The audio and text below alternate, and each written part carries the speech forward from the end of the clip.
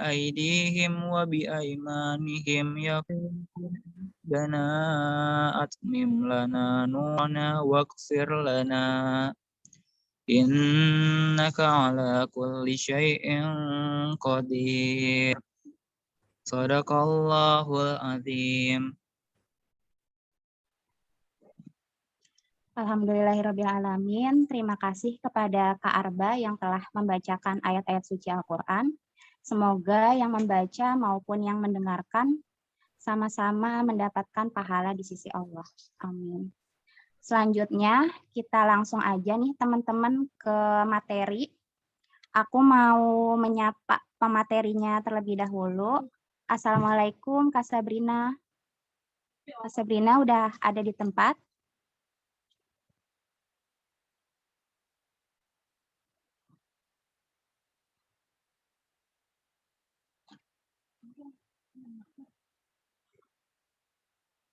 Kak Sabrina, Assalamualaikum. Waalaikumsalam. Gimana kabarnya, Kak? Alhamdulillah baik. Alhamdulillah. Sebelum dimulai materinya, aku izin baca CV Kakak terlebih dahulu ya. Oke, silahkan. Bismillahirrahmanirrahim. Kak Sabrina adalah seorang konten kreator muslimah yang sedang menekuni isu-isu kemuslimahan kontemporer, juga seorang pengajar yang juga senang berbagi terkait isu dan skill yang sedang beliau pelajari. Karya-karya beliau yaitu sebagai kontributor buku Jalan Para Pejuang, kontributor buku Perempuan dan Kerja-Kerja Peradaban, juga podcaster Tukar Tambah.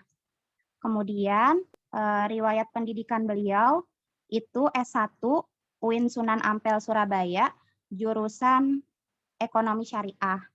Pengalaman organisasinya sekarang sedang diamanahkan di kami wilayah Jawa Timur sebagai Ketua Departemen Perempuan.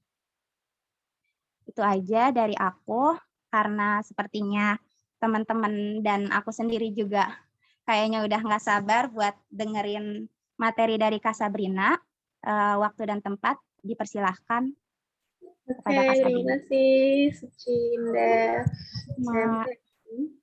Bismillahirrahmanirrahim. Assalamualaikum warahmatullahi wabarakatuh. Waalaikumsalam warahmatullahi wabarakatuh. Alhamdulillahilladzi arsala rasulahu bil huda wa dinil haq yuzhirahu 'ala dini kullihi wa kafa billahi shahida. Asyhadu an la ilaha illallah wa asyhadu anna Muhammadan abduhu wa rasuluh.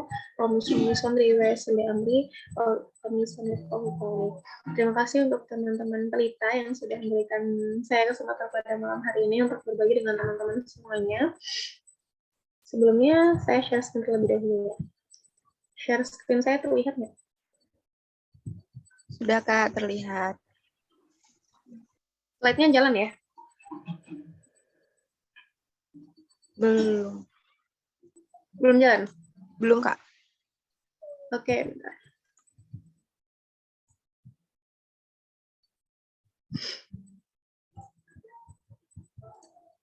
Kalau gini jalan?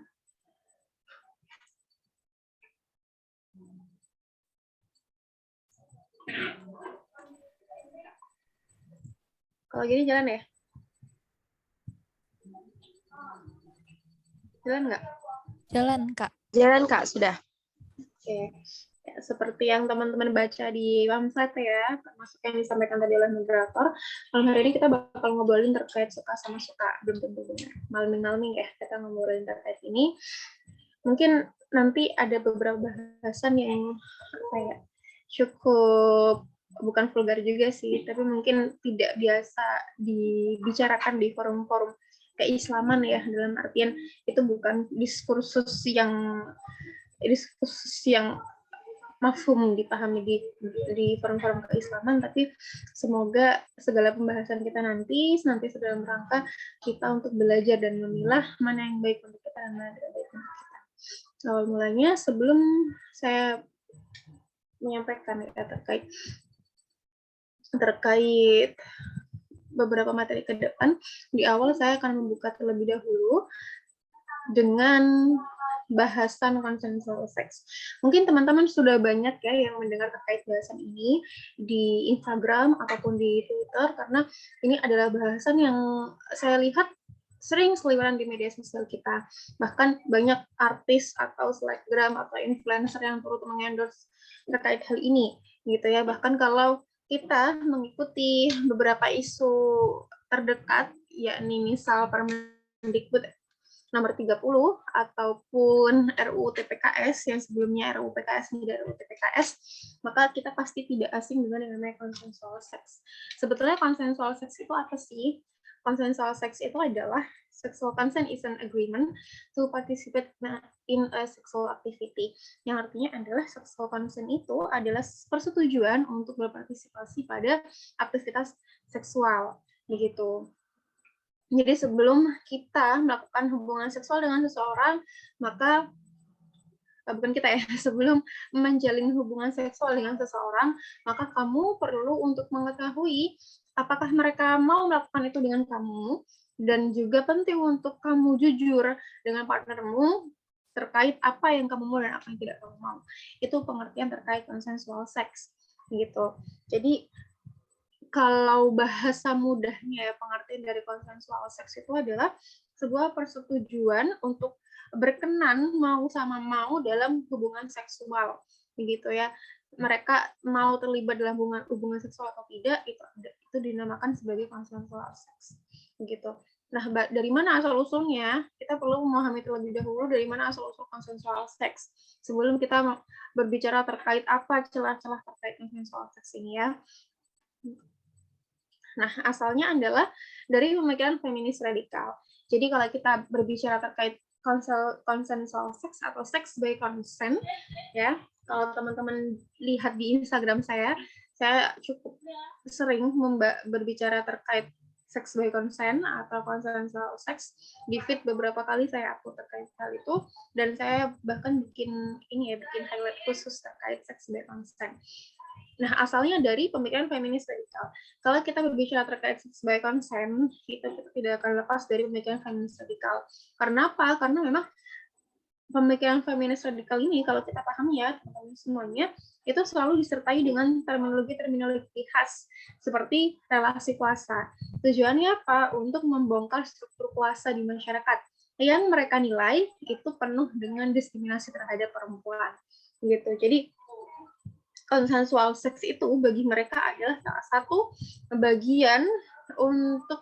satu cara yang mereka anggap untuk mendobrak ya ke struktur kuasa di masyarakat yang bagi mereka itu mendiskriminasi perempuan gitu. Lalu kemudian kita juga tidak akan lepas ya dari salah satu narasi utama feminis radikal, yaitu otoritas tubuh. Kalau kita berbicara terkait sex by consent, maka itu sangat erat kaitannya dengan otoritas tubuh. Yang artinya apa? Terkait seks dengan persetujuan ataupun narasi-narasi lain seperti my body is mine dan sebagainya, itu adalah narasi-narasi yang selalu menyertai ya terkait kampanye otoritas tubuh.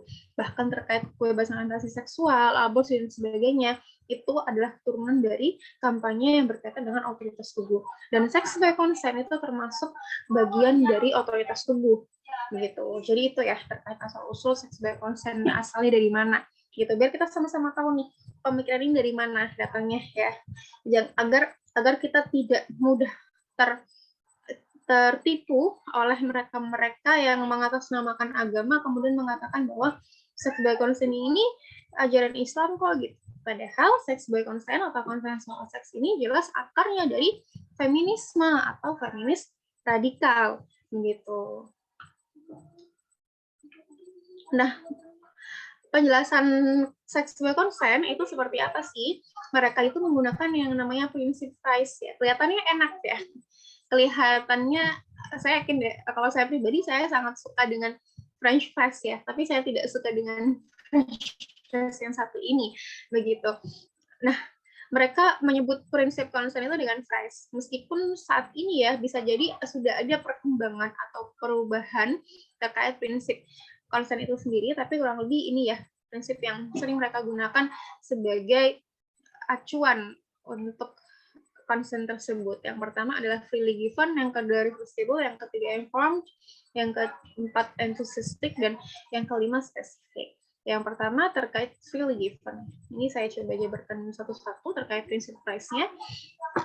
Freely given, bagi mereka persetujuan adalah pilihan yang Anda buat tanpa tekanan, manipulasi, atau di bawah pengaruh obat-obatan atau alkohol.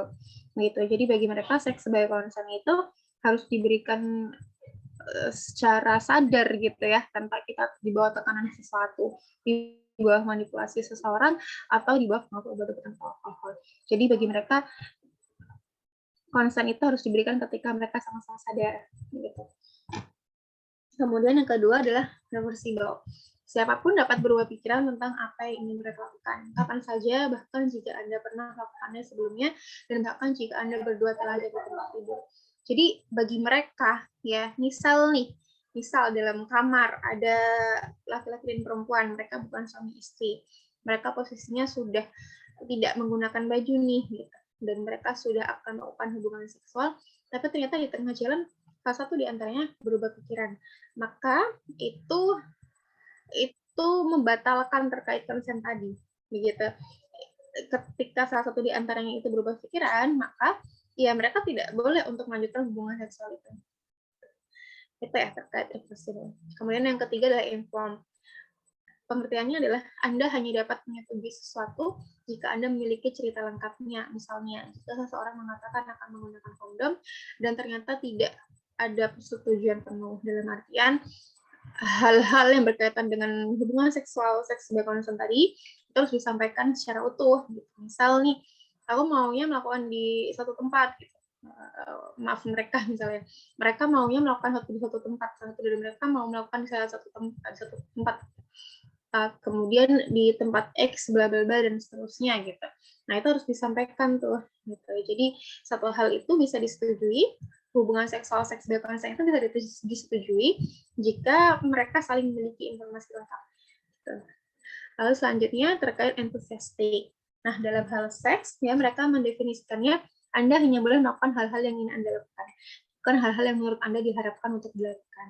Gitu. Jadi bagi mereka hubungan seksual itu hanya dilakukan ketika mereka sama-sama mau terkait hal itu, gitu. Jadi mereka tidak boleh berekspektasi apapun terhadap pasangan seksualnya, gitu ya. Dan mereka diperkenankan untuk melakukan hal-hal yang mereka inginkan saja, gitu. Dan terakhir terkait spesifik. Jadi dalam salah satu prinsip mereka yaitu mereka diminta untuk mengatakan ya untuk satu hal, seperti misal pergi kamar mandi untuk bercumbu, nah itu, tapi bukan berarti mereka mengatakan untuk dia kepada yang lain gitu, misalnya kepada yang lain, dalam artian kalau misalnya ada dua orang laki-laki perempuan mereka sepakat untuk kissing misalnya, nah itu bukan berarti yang perempuan itu berkenan untuk tidur bersama laki-laki gitu. Makanya bagi mereka itu harus spesifik ya, ianya itu untuk apa gitu. Nah, lebih itu ya prinsip dari sex by consent khususnya terkait price. Nah, pertanyaannya yang menjadi pertanyaan besar adalah dari apa yang saya sampaikan tadi terkait prinsip price ini, ya, yang perlu kita kritisi yaitu sebetulnya mudah sih. Apa bukti yang menunjukkan adanya kesepakatan persetujuan yang absah? Coba teman-teman, coba kita sedikit berpikir gitu. Dari sex by consent, persetujuan yang mereka buat itu, apa bukti adanya kesepakatan itu? Adanya kesepakatan yang mereka buat itu apa sih? Yang dimana bukti itu nanti bisa sah secara hukum, gitu. Yang kalaupun misal nanti tiba-tiba ada perubahan segala macam, itu maka kedudukannya bisa dipertanggungjawabkan di mata hukum. Apa coba yang bisa apa bukti yang bisa ditunjukkan?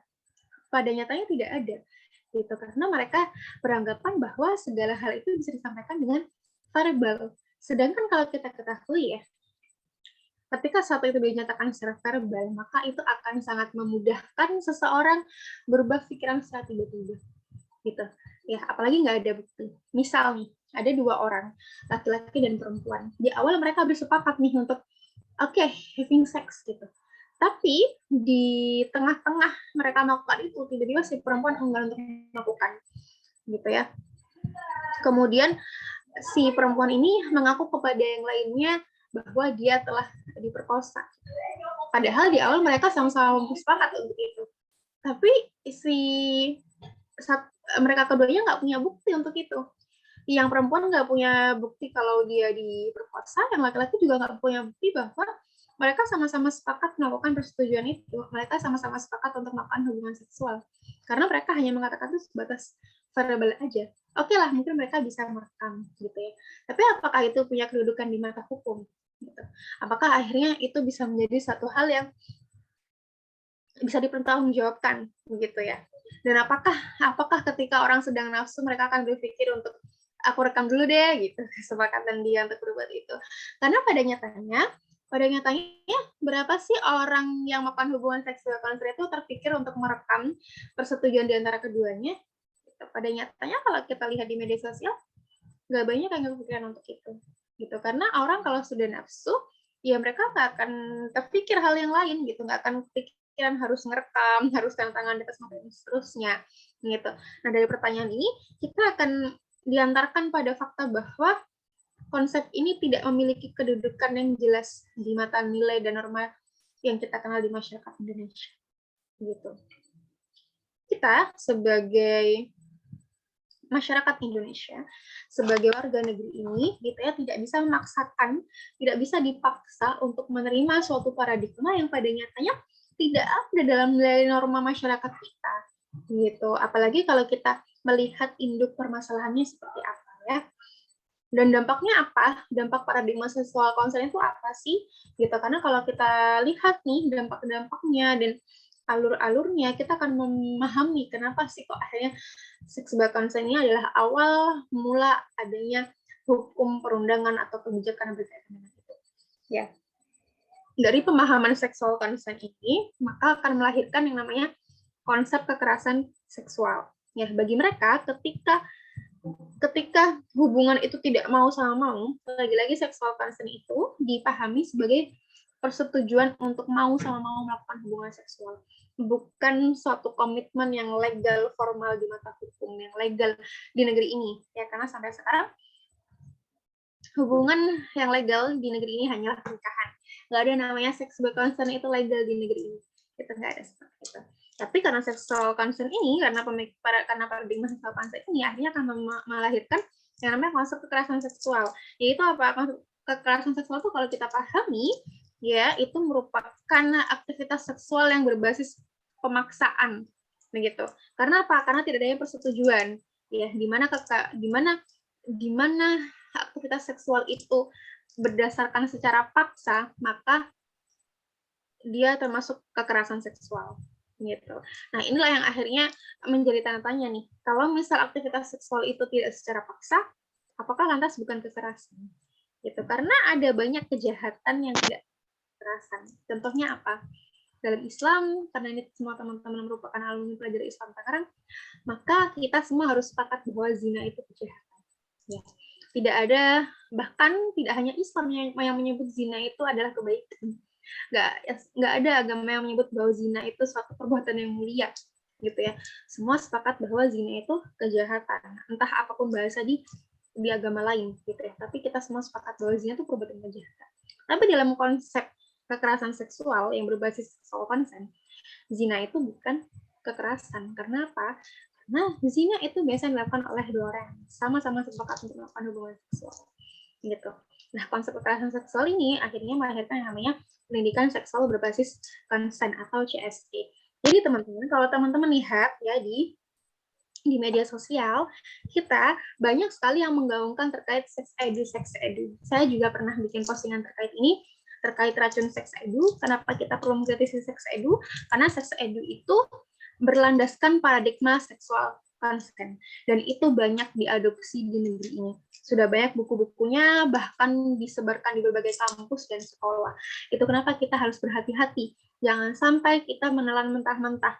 Kalau misal suatu panduan itu sudah dilandaskan pada CSE, maka pilihan kita sebagai seorang muslim itu harus mengawal, mengkritisi, dan bahkan menolak jika memang itu tidak bisa kita terima. Gitu. Karena memang kalau kita coba baca ya teman-teman, kalau teman-teman baca di kalau teman-teman cari di Google terkait CSE, Comprehensive Sexuality Education, maka teman-teman akan disuguhkan file PDF ya biasanya. Dan isinya itu adalah penjelasan terkait CSE. Di mana salah satunya adalah kita diminta untuk menerima keragaman gender. Artinya kita diminta untuk menerima berbagai orientasi seksual, diminta untuk menerima berbagai macam identitas gender.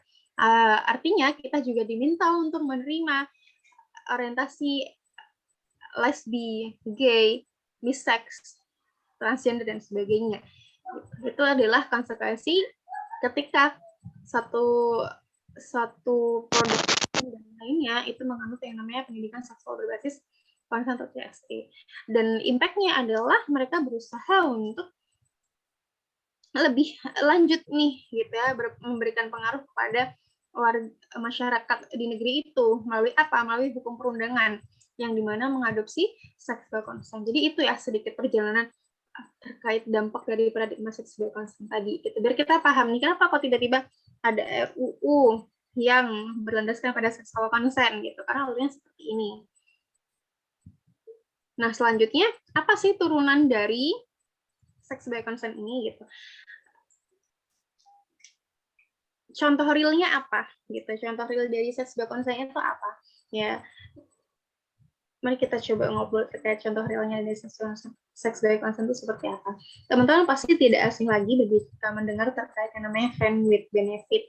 Ya, apalagi teman-teman tinggal di Tangsel atau mungkin di ibu kota atau mungkin di daerah dekat ibu kota, pasti sering sekali mendengar yang namanya friend with benefit.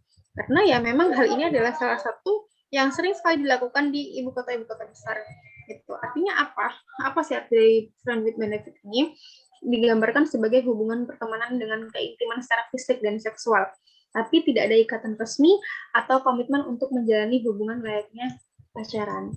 Kita bayangkan ya, mereka menjalin hubungan seksual, tapi tidak ada ikatan resmi, komitmen untuk menjalani hubungan.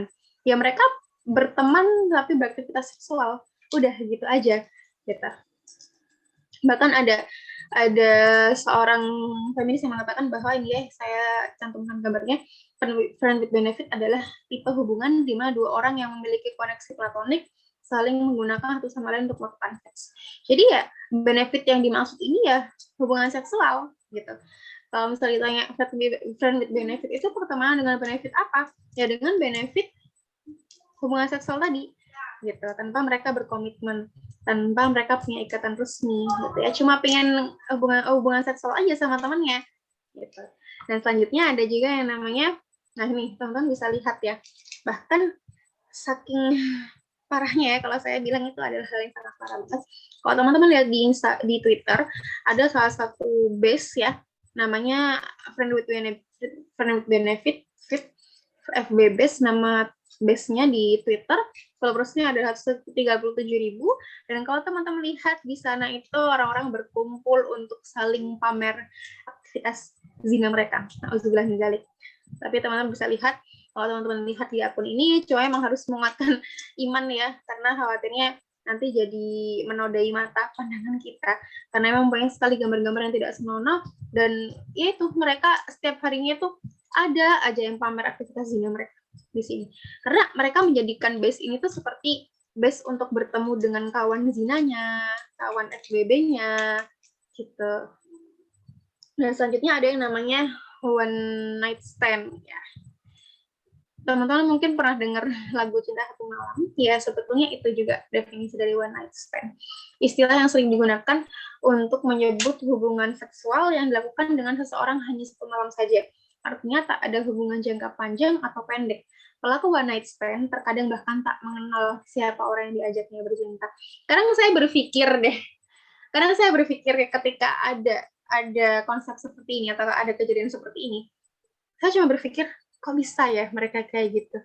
Kok bisa mereka itu mempercayakan diri mereka kepada seseorang yang bahkan mereka tidak tahu? Kok bisa mereka mempercayakan diri mereka hanya untuk aktivitas seperti itu semalam lalu dilupakan? Dalam artian, itu yang mereka lepaskan itu harga diri mereka loh. Dan mereka dengan relanya seperti itu. Karena saya berpikir seperti itu sih. Kok bisa gitu? Kok bisa mereka seoptimis itu? Kok bisa mereka sepercaya itu? Bahkan pada orang yang nggak dikenal atau orang yang dikenal pun juga mereka Nyamakan itu sekedar ya udah sekali aja untuk having fun, selesai. Oke.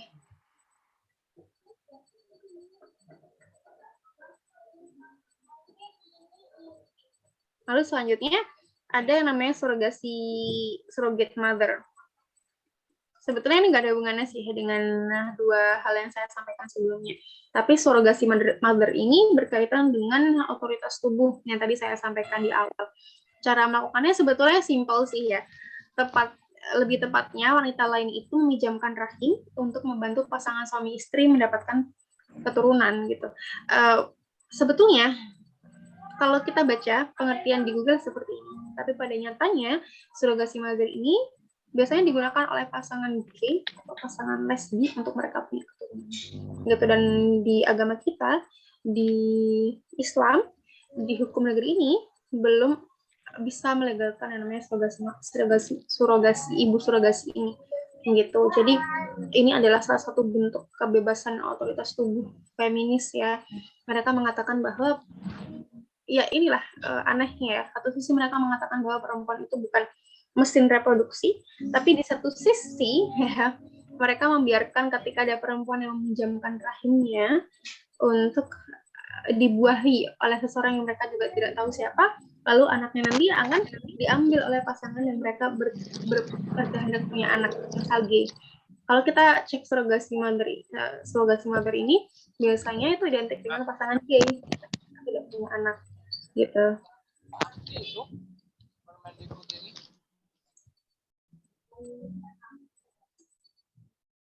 Oke.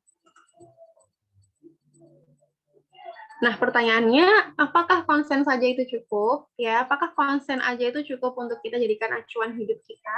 Ya, kalau kita lihat, teman-teman, tadi sudah kita sama-sama tahu terkait FWB, ONS, dan sebagainya, itu adalah wujud dari sex by consent yang sebetulnya kita sudah sering mendengar itu sebagai zina. Ya, gampangnya itu zina. Dalam agama kita itu, ya mudahnya itu disebut sebagai zina. Gitu. Kalau dulu bahasanya adalah free sex.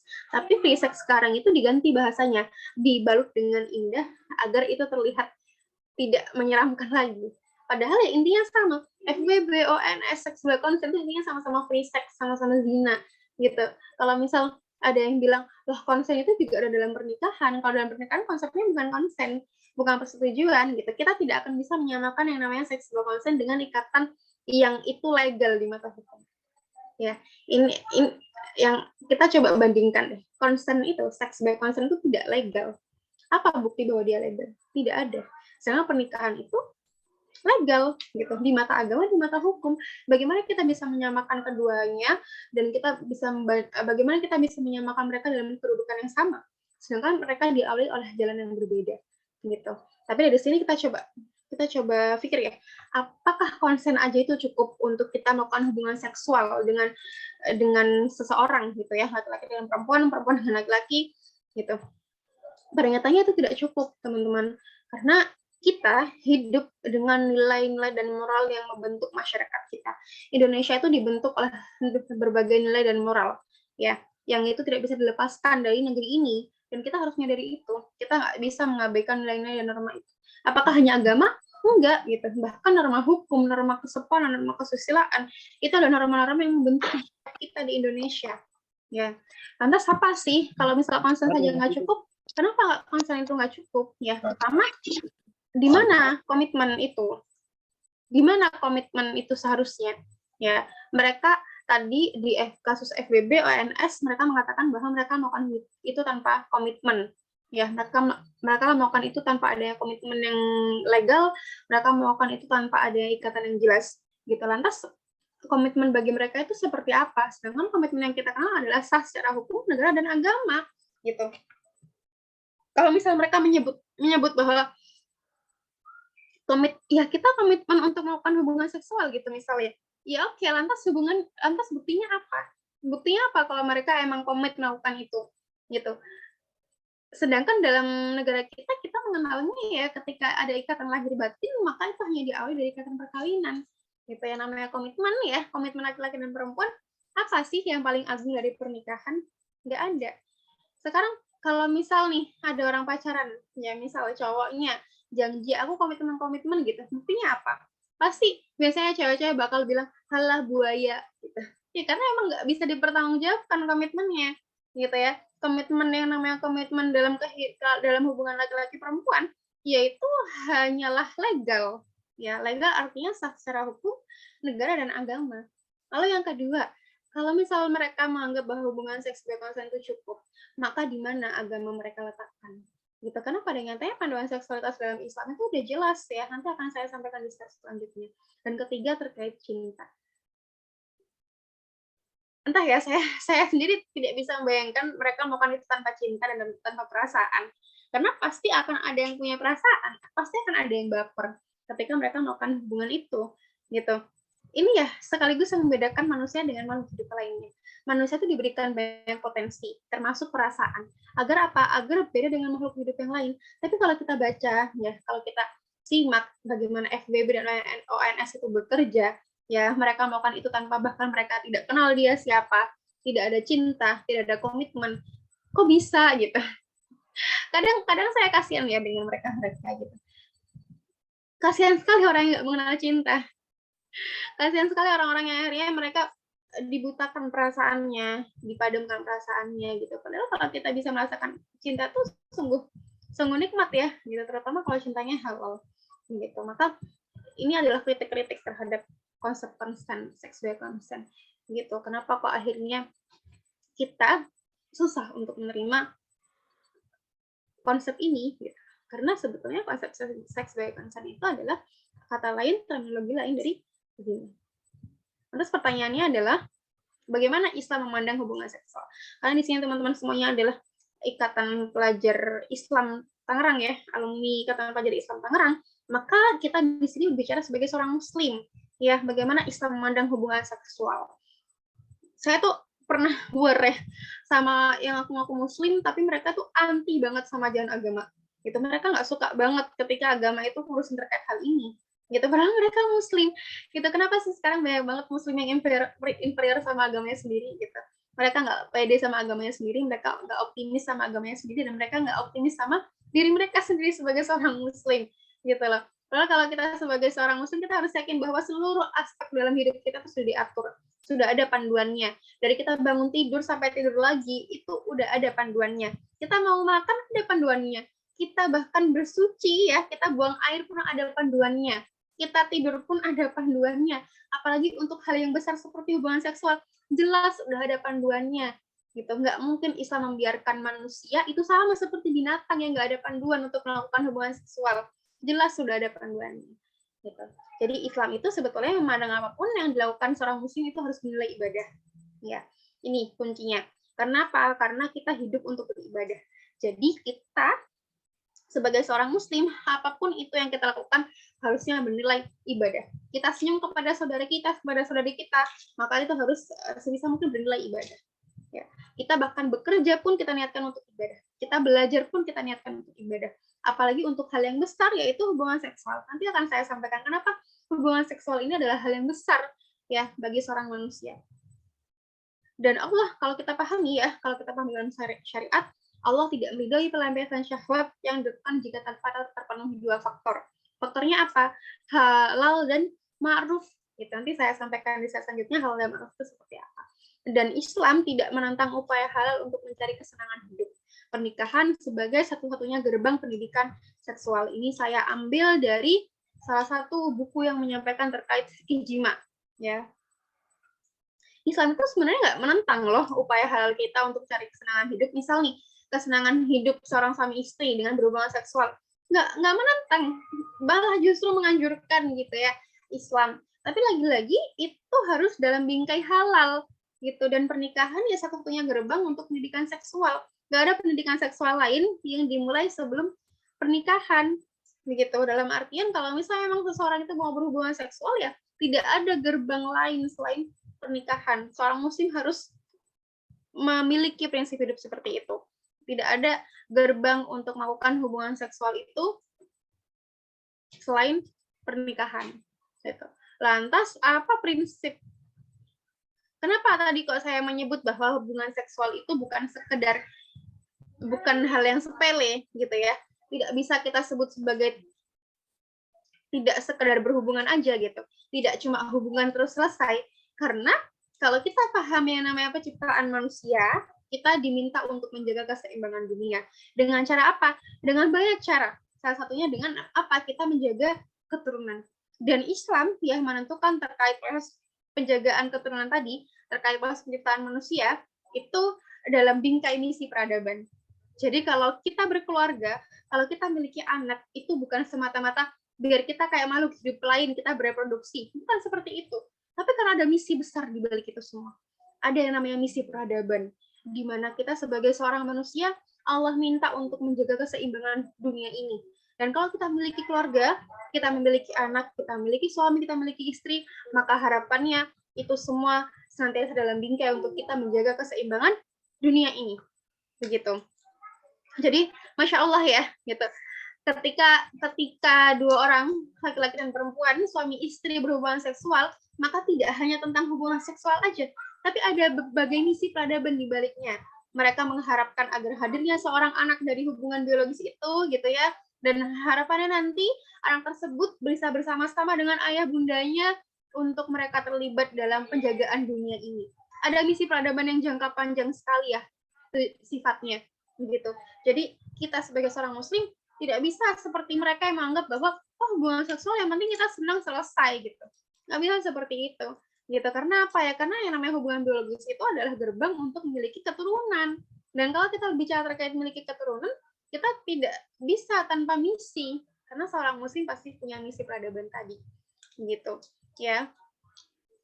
Makanya kadang saya aneh gitu dengan teman-teman yang mereka melakukan zina, tapi mereka kaget ketika hamil.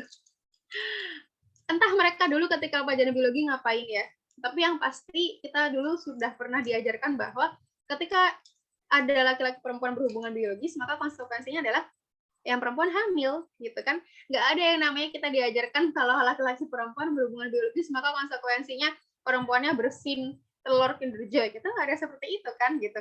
Tapi kenapa mereka harus kaget? Ya, karena itu kan konsekuensi orang berhubungan biologis, gitu. Makanya emang zina itu mematikan nalar ya, mematikan logika. Mereka ada yang nggak bisa berpikir bahwa perbuatan mereka itu konsekuensinya akan hamil gitu. Bahkan sekalipun mereka berusaha semaksimal mungkin untuk menggunakan pengaman misalnya. Tapi kalau misalnya emang ternyata akhirnya kebobolan ya tetap jadinya anak, jadinya janin gitu, jadinya manusia. Makanya itu juga salah satu hal yang perlu kita kritisi gitu. Mereka mengaku mereka senang melakukan hal itu. Tapi kenapa mereka ketika hamil mereka panik gitu. Tapi itulah bukti bahwa zina tidak akan mendatangkan ketenangan. Berbeda ya. Coba teman-teman bandingkan ketika seseorang yang melakukan zina, mereka dapat kabar 2 garis merah ya. Mereka pasti akan panik. Mereka berusaha cari nanas muda, mereka cari obat penggugur kandungan, mereka berusaha untuk aborsi dan segala macam gitu ya. Mereka justru tidak tenang ketika dapat kabar itu. Tapi ketika suami istri yang dapat kabar 2 garis merah, pasti mereka langsung sujud syukur. Mereka langsung bahagia, mereka langsung bersyukur kepada Allah. Gitu. Akhirnya Allah amanahkan kepada mereka rezeki berupa anak. Gitu. Ini bukti bahwa memang ya zina nggak akan mendatangkan ketenangan. Dan sekaligus ini juga bukti bahwa yang namanya zina itu dampaknya tidak hanya untuk individu, tapi untuk masyarakat. Kita bayangkan kalau sampai perempuan itu aborsi, siapa yang bantu dia aborsi? Kalau misal dia sampai pendarahan misal, siapa yang bantu dia pendarahan? Apakah dia akan membantu dirinya sendiri? Nggak mungkin. Pasti ujung-ujungnya nafas gitu. Kemudian misal nih anaknya digugurkan misalnya, anaknya diaborsi, terus kemudian dibuang gitu ya. Kemudian ada warga yang menemukan, apa satu kampung itu nggak ikut bingung gitu ya, ini anak siapa, dibuang dan seterusnya. Gitu. Dan apalagi kalau dalam agama memang zina itu dampak terdekatnya adalah pada keluarga. Gitu. Jadi lagi-lagi kalau kita berbicara terkait zina ya dampaknya tidak akan bisa untuk individu, pasti dampaknya untuk masyarakat secara luas. Gitu ya, nakes yang menjaga dirinya, gitu ya, menjaga kesehatannya, akhirnya harus menangani orang-orang yang seperti itu gitu. Dan teman-teman bayangkan ya, kalau seorang perempuan itu terus-terusan menggugurkan kandungannya, rahimnya tuh udah rusak, nggak sehat lagi loh. Karena apa ya? Karena mereka berkali-kali menggugurkan kandungan dengan paksa, bukan karena memang diagnosa medis. tapi dengan paksa digugurkan. Apakah akhirnya mereka bisa menjaga kesehatan rahimnya? Belum tentu, gitu. Padahal bisa jadi masa depan mereka masih panjang, tapi hanya karena kesenangan duniawi semata, akhirnya mereka melakukan itu semua. Dan kalau kita lihat, siapa yang dirugikan? Perempuan. Karena laki-laki nggak ikut mengandung. Laki-laki itu ya udah habis berhubungan selesai, dan kebanyakan ketika udah menghamili ditinggal lari gitu. Tapi kalau perempuan, mereka akan menanggung malu yang lebih dibanding laki-laki. Bahkan kalau dia menggugurkan kandungan, kalau dia aborsi, dampaknya juga panjang terhadap kesehatan rahimnya gitu. Jadi kita harapannya sebagai seorang muslimah kita aware terhadap hal itu ya gitu. Kenapa kok akhirnya kita diminta untuk menjauhi zina? Karena dampaknya tidak akan pernah sampai dan tidak pernah untuk dia sendiri, tapi untuk orang lain. Untuk perempuan ya, selain karena itu dosa tentu, ya kalau kita pahami konsekuensi setelah zina itu pasti bakal panjang sebab akibatnya gitu. Lalu kemudian pertanyaannya, bagaimana sih hubungan biologis ya dalam pernikahan gitu. Tadi sudah saya sebutkan bahwa dalam pernikahan itu harus halal dan ma'ruf ya. Hubungan biologis dalam Islam itu harus halal dan ma'ruf. Halal dulu nih gitu. Halal dulu, yang penting nikah dulu. Habis itu jangan lupa untuk melakukan itu dengan cara yang ma'ruf. Teman-teman kalau buka buku nikah di halaman pertama itu seolah kita disumpah untuk memperlakukan keluarga kita dengan cara yang baik, terutama laki-laki gitu. Karena ayat An-Nisa ayat 19 kalau nggak salah itu menyebutkan bahwa laki-laki harus mendatangi istrinya dengan cara yang baik gitu. Jadi ketika kita menikah ya, makanya ketika ada yang ngajarin muslim berhubungan seksual itu aneh gitu, karena semua hal itu sudah jelas dalam Al-Quran. Muslim tuh nggak usah diajarin hal yang kayak gitu, semua udah ada panduannya. Kenapa kok Barat itu bikin panduan seks konsen atau pendidikan seksual mereka? Karena mereka nggak ada panduan terkait itu, dan mereka baru buat itu akhir-akhir ini. Kenapa kok kita santai aja? Karena emang dalam Islam udah ada panduannya. Bahkan kalau kita nikah, buku nikah halaman pertama itu sumpah seperti itu ya. Sumpah bahwa kita harus melakukan suami istri kita dengan cara yang baik. Bahkan di halaman sigat taklid itu kalau nggak salah ada sumpah juga kalau misal nggak melakukan hubungan yang baik akan seperti ini, akan seperti dan seterusnya gitu. Itu artinya bahwa perjanjian agung ini ya, misalkan kalau itu memang perjanjian dengan Allah, bukan dengan manusia gitu. Kita bayangkan ya, lebih agung gitu. Perjuangan ikatan yang agung ini ya, tidak hanya diikat dengan sah secara hukum negara, tapi juga janjinya dengan Allah langsung gitu. Jadi kalau misalnya ada yang bilang dalam ada berbagai isu dalam Islam itu melanggengkan kekerasan dalam kejahatan dalam rumah tangga, tidak seperti itu gitu. Semua panduannya sudah jelas. Laki-laki dan perempuan yang mau berhubungan seksual harus halal dan ma'ruf. Halal aja nggak cukup, harus dengan langkah yang ma'ruf gitu ya. Langkah ma'rufnya seperti apa nanti teman-teman pelajari ketika teman-teman mau menikah gitu. Karena memang terkait fikih jima ini ya, kenapa sih kok fikih jima ini tidak dipelajari secara luas dan secara umum? Karena memang ada adabnya. Perbedaan kita dengan mereka adalah karena kita memiliki adab untuk mempelajari terkait fikih jima ini gitu.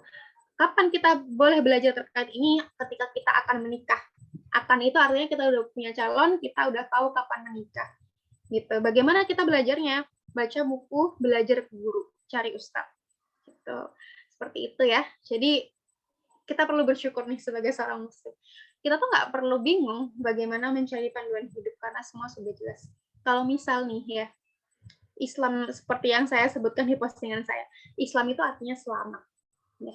Tapi kalau misal ada seorang muslim yang nggak merasa selamat karena Islam, bukan Islam yang salah, tapi dia yang salah jalan atau kesasar. Gitu. Karena harusnya Islam itu menyelamatkan. Tapi kalau kamu nggak merasa selamat, ya berarti bukan Islam yang salah dong. Kamu yang nggak ikut panduannya, kamu yang nggak ikut petunjuk arahnya. Akhirnya kamu kesasar, tersesat, akhirnya jatuh ke jurang. Gitu. Ibaratnya kayak kita sedang sedang mendaki atau kita melakukan perjalanan gitu ya. G-Maps tuh udah jelas gitu, petunjuk arah tuh udah jelas. Gimana biar kita bisa sampai ke tujuan dengan baik gitu. Tapi kalau misalnya kita nggak mengikuti petunjuk arahnya dengan baik, ya yang ada kita bakal kesasar, nggak nyampe-nyampe, nggak selamat bahkan dan seterusnya gitu ya.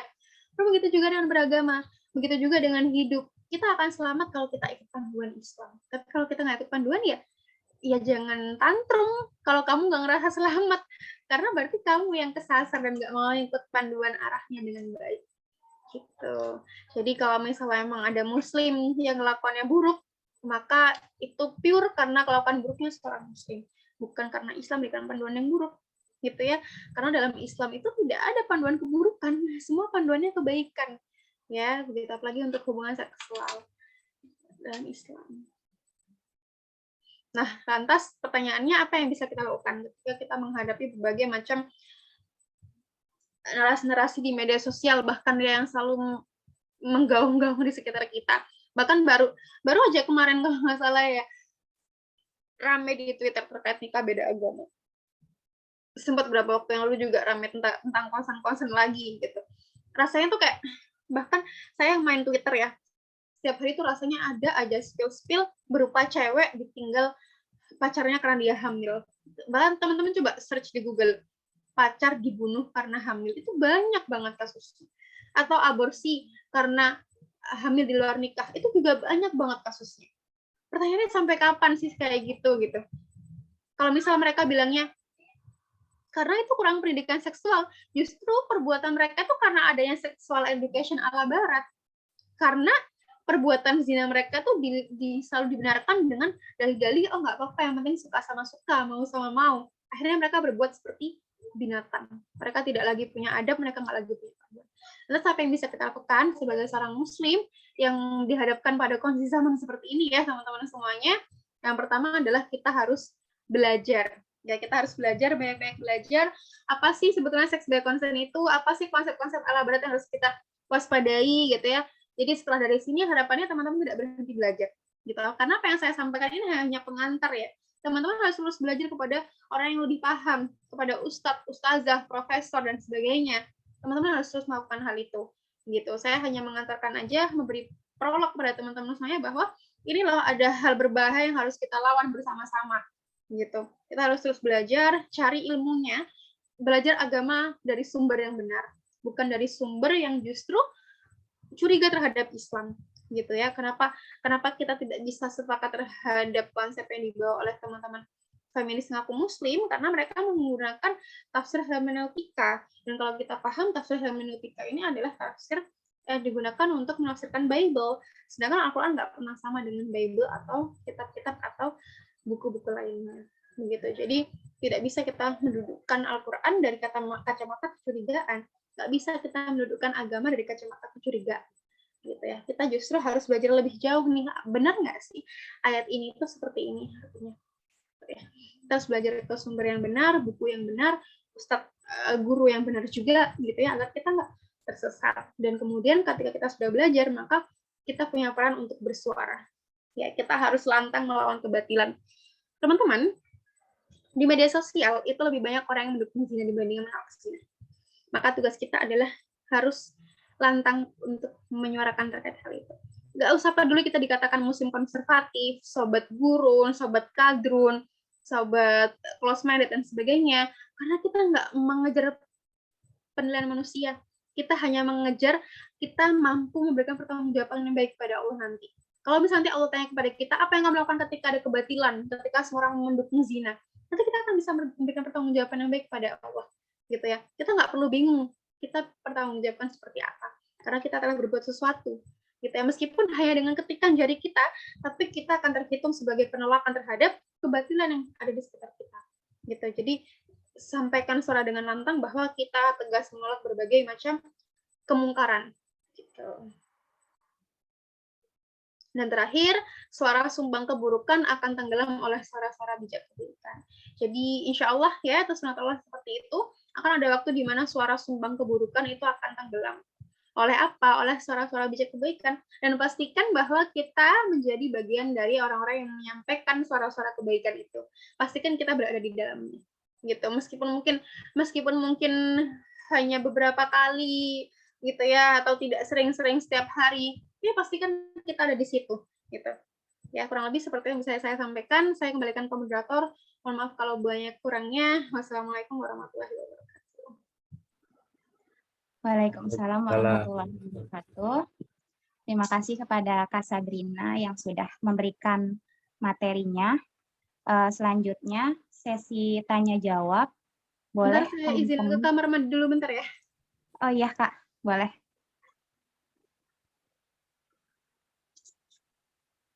Teman-teman sambil nunggu Kak Sabrina dari kamar mandi, boleh disiapkan dulu pertanyaannya. Atau kalau udah ada pertanyaannya, boleh langsung ditulis di kolom chat, nanti dibacakan.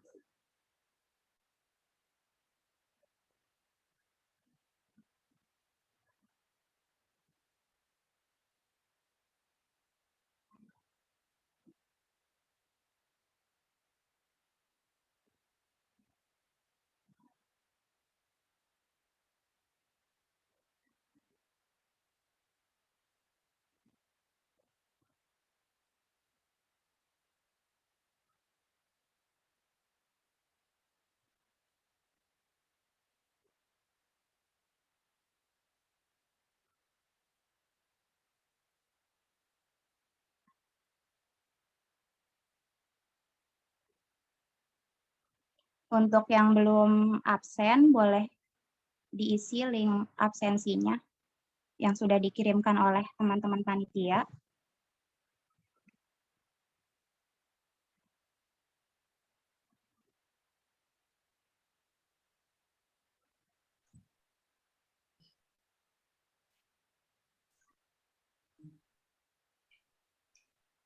Ya.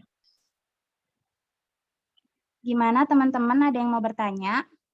Kak Sabrina udah balik lagi, alhamdulillah.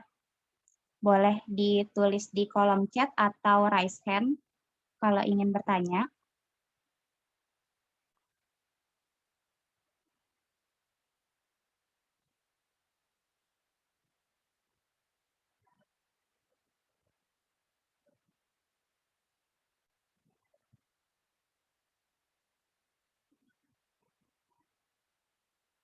Sambil nunggu yang nanya, Kak Sabrina,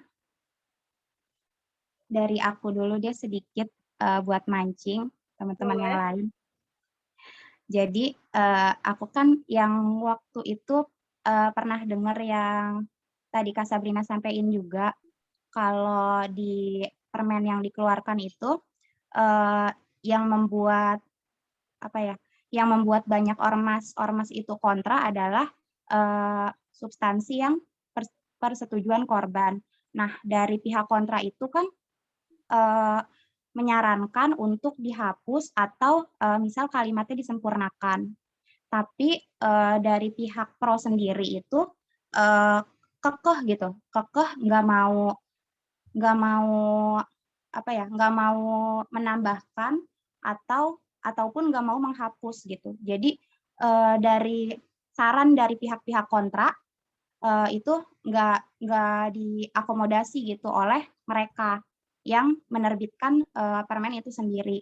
Nah, itu menurut Teh Sabrina sendiri gimana pendapatnya? Kira-kira kenapa sih pihak pro itu kayaknya kekeh banget untuk nggak mau merevisi atau mencabut permen itu sendiri? Oke, terima kasih ya pemantiknya Suci Indah. Ini saya ingin menyampaikan jawaban yang sebetulnya saya dapat dari guru-guru saya ya. Karena saya hanya menyampaikan ulang. Pertama, memang yang perlu kita garis bawahi adalah penolakan terhadap Permendikbud ini bukan karena kita tidak mau melindungi korban kejahatan seksual. Justru kita ingin melindungi semuanya gitu. Kita ingin melindungi semua korban kejahatan seksual. Kita ingin menjaga semua orang dari kejahatan seksual. Gitu ya. Kita tidak ingin semua orang itu terjebak pada kejahatan seksual. Kalau misalnya dibilang, oh pihak kontra ini mereka mendukung zina gitu. Coba kita lihat ya, pihak-pihak yang kontra dengan Permendikbud ini adalah berbagai macam orang besar Islam, Muhammadiyah, Persis, bahkan MUI, yang bahkan di dalam gerakan mereka itu salaman sama laki-laki aja nggak boleh gitu. Kita salaman perempuan dengan laki-laki aja nggak boleh, apalagi melakukan sesuatu hal yang itu sifatnya zina atau sifatnya mungkar gitu ya. Salaman aja nggak boleh. Kita bayangkan loh, salaman yang sudah salaman nih ya, istilahnya kayak tangan bertemu tangan aja nggak boleh loh gitu. Saya yakin teman-teman saya pasti tahu ya, kita salaman aja nggak boleh gitu, apalagi lebih dari itu. Logikanya kan kayak gitu ya, kita nepuk bahu aja nggak boleh, nepuk bahu laki-laki aja nggak boleh ya teman-teman yang perempuan, apalagi lebih daripada itu gitu. Bahkan laki-laki aja tidak boleh memandang perempuan kalau itu bersamaan dengan syahwat. Haram pandangan laki-laki terhadap perempuan kalau itu dengan syahwat gitu ya. Dalam Islam pandangannya jelas ya, dan ormas-ormas yang menolak Permendikbud ini adalah ormas-ormas yang menerapkan prinsip seperti itu, begitu. Nah, itu bukti bahwa sebetulnya bukan kita melindungi kejahatan seksual, tapi justru kita ingin memberikan payung hukum yang menyeluruh terhadap berbagai macam kasus kejahatan seksual, begitu. Nah, itu kenapa lagi-lagi kita mengkritisi salah satu frase yang itu menimbulkan keambiguitas ya dalam penerapan nantinya, gitu. Karena kedua ya, kalau misal kita cermati, yang namanya korban itu pasti dengan terpaksa kan, pasti tanpa persetujuan dong, gitu. Yang namanya korban pasti nggak setuju. Kalau misal setuju, maka dia bukan korban namanya, gitu kan. Yang namanya korban itu pasti secara terpaksa, alias tanpa persetujuan. Jadi kalau misalnya memang mereka benar-benar ingin melindungi korban kejahatan seksual, misal mereka mau melindungi korban pemerkosaan, tanpa frasa, meskipun nggak pakai frasa tanpa persetujuan pun, dia tetap akan jadi korban, gitu loh. Karena namanya korban ya, artinya dia terpaksa melakukan itu kan. Nggak ada yang namanya korban itu dengan merelakan diri, aku mau jadi korban, gitu. Nggak mungkin ada seperti itu. Gitu. Jadi sebetulnya, kalau misalnya memang mereka benar-benar ingin melindungi seluruh korban kejahatan seksual ya terima saja masukan dari pihak-pihak kontra untuk menghapus frasa tanpa persetujuan itu. Karena apa? Kalau kita lihat, ya, kalau kita cermati, frasa tanpa persetujuan ini akhirnya menimbulkan tafsir yang berbeda nantinya. Gitu. Kalau misal satu hal itu tanpa persetujuan disebut sebagai kekerasan, apakah satu hal jika dengan persetujuan maka tidak termasuk kekerasan? Gitu. Artinya kalau kita tanyakan kembali, gitu, lantas kalau misal ada laki-laki perempuan berhubungan seksual dengan persetujuan, apakah lantas itu menjadi boleh dan bukan kekerasan? Gitu. Kalau misal ditanya, ya itu kan di lingkungan kampus masa bakal ada yang kayak gitu sih? Lah, bukannya banyak kasusnya di mana-mana. Laki-laki, perempuan, pacaran di kampus, gitu ya, pelukan, bahkan mungkin ciuman, meskipun saya nggak pernah lihat langsung nih, gitu. Tapi ada lah, kita yang anak kampus pasti pernah dengar lah selentingan-selentingan kayak gitu.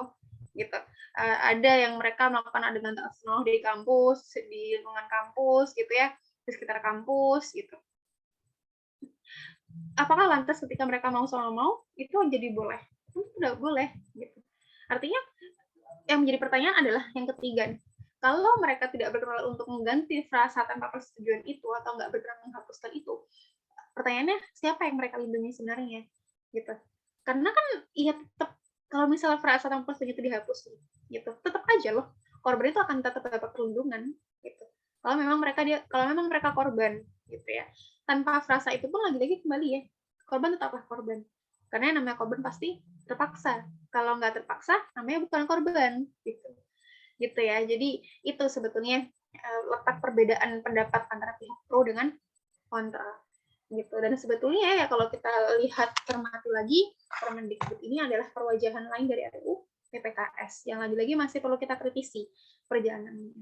Gitu. Kalau misalnya teman-teman mau membedah per pasal itu panjang ya, gitu. Dan saya dalam hal pertemuan kali ini tidak dalam rangka untuk membedah per pasal atau per ayat, gitu.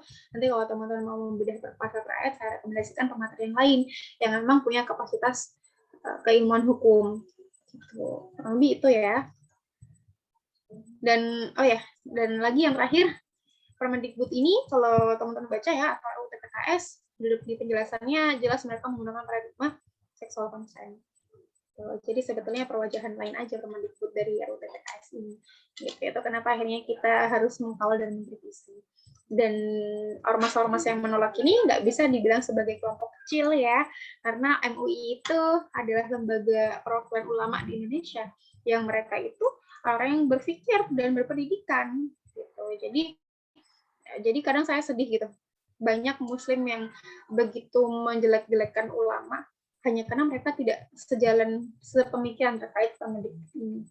Gitu. Padahal sebetulnya semangatnya sama gitu, semangatnya melindungi korban kejahatan seksual. Hanya saja kita mengkritisi nih ya peluang adanya ambigu ke depannya gitu. Bukan berarti kita tidak sepakat adanya perlindungan hukum. Cuma lagi-lagi kan ya wajar lah, kita kan nggak demokrasi gitu. Kenapa begitu panik ketika ada yang berbeda pendapat dan mereka menggunakan hak demokrasinya, hak konstitusinya. Gitu kan, kalau misalnya emang sama-sama yang melindungi ya duduk bareng aja gitu. Kemudian membicarakan terkait penghapusan frasa yang ambigu tadi. Gitu ya.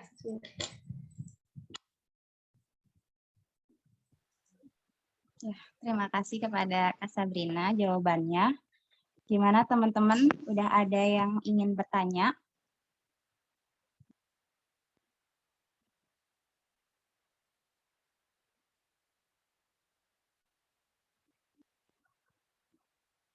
Dari Kak Nurul Dalilah.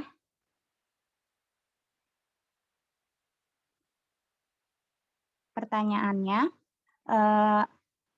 dampak spesifik yang akan didapatkan oleh laki-laki dan perempuan pelaku seks konsen dan bagaimana cara membantu penanganan korban seks konsen.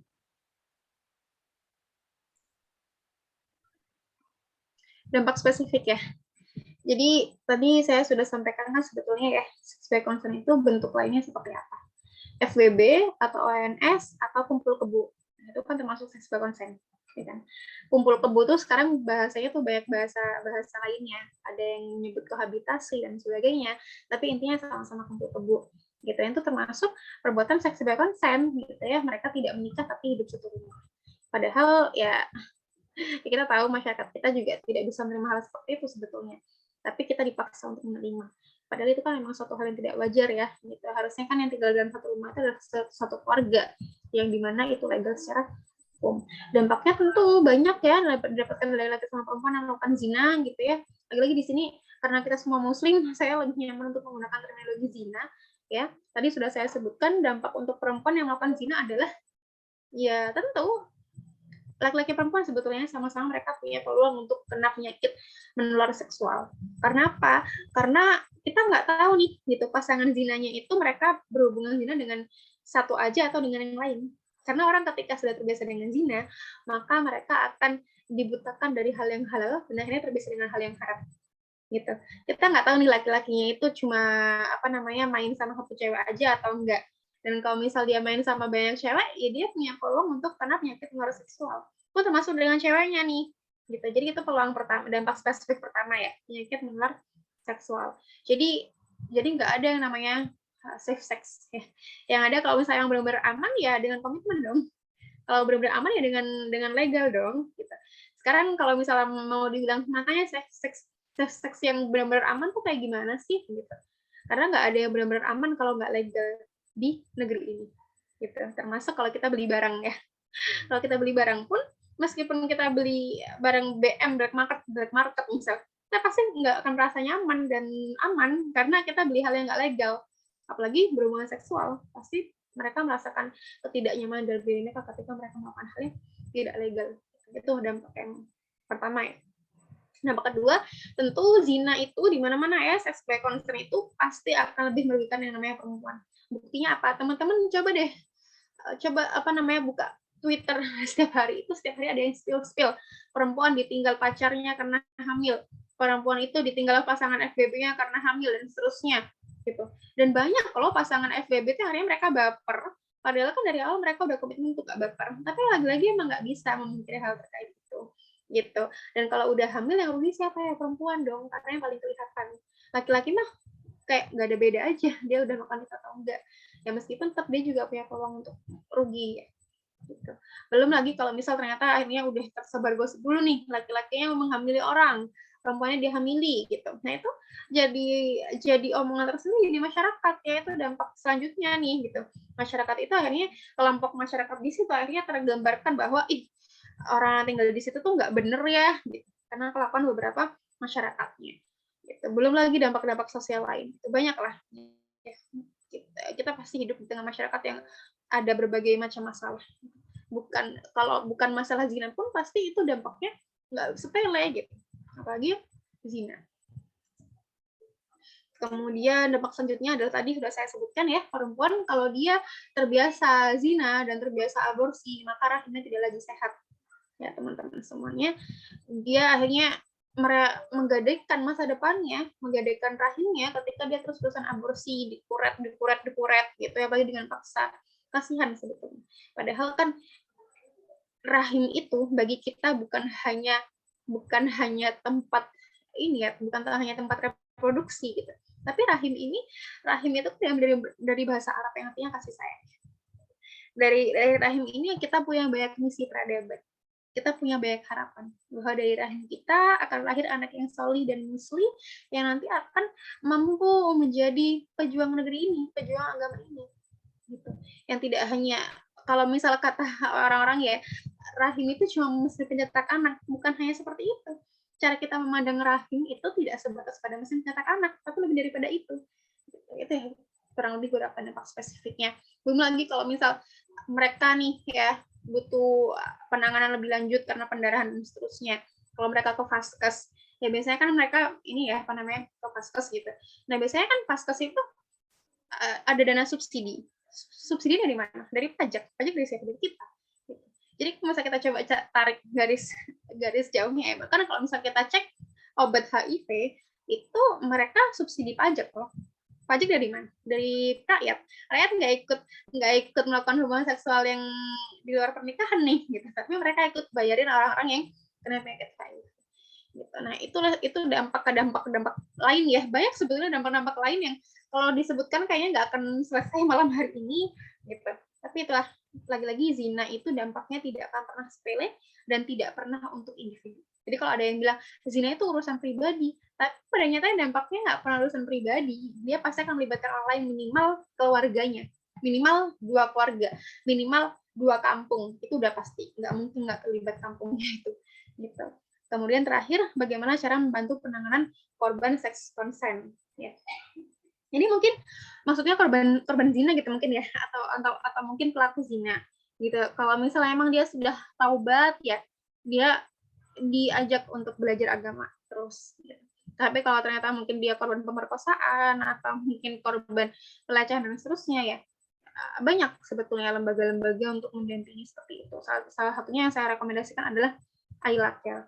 Karena iLaker itu terbiasa menangani misal orang-orang yang sudah taubat dari LGBT, orang yang sudah taubat dari zina. Jadi kalau misalnya teman-teman mungkin mau membantu teman-teman yang mau keluar dari lingkaran zina nih, gitu ya, bisa dibawa ke iLaker. Insya Allah bisa dibantu untuk benar-benar meninggalkan masa lalu yang gelap. Kita kurang lebih itu ya. Semoga menjawab. Gimana Kak Nurul? Cukup atau masih ada yang ingin direspon?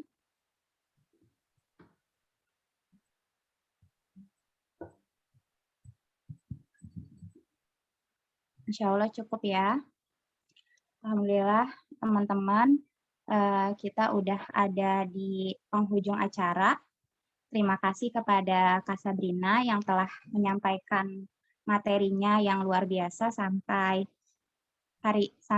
sekarang. Terima kasih juga kepada teman-teman semuanya yang sudah menyempatkan hadir di Kalam Pelita malam hari ini. Kita tutup kajian malam hari ini dengan membaca hamdalah. Alhamdulillahirrahmanirrahim. Istighfar saya baik-baiknya. Astagfirullahaladzim. Dan doa penutup majelis.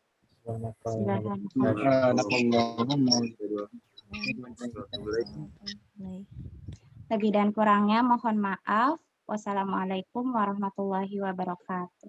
Waalaikumsalam. Waalaikumsalam warahmatullahi wabarakatuh. Terima kasih Kak Sabrina. Khair. Maaf. Jazakallah khair Kak. Assalamualaikum. Waalaikumsalam. Waalaikumsalam.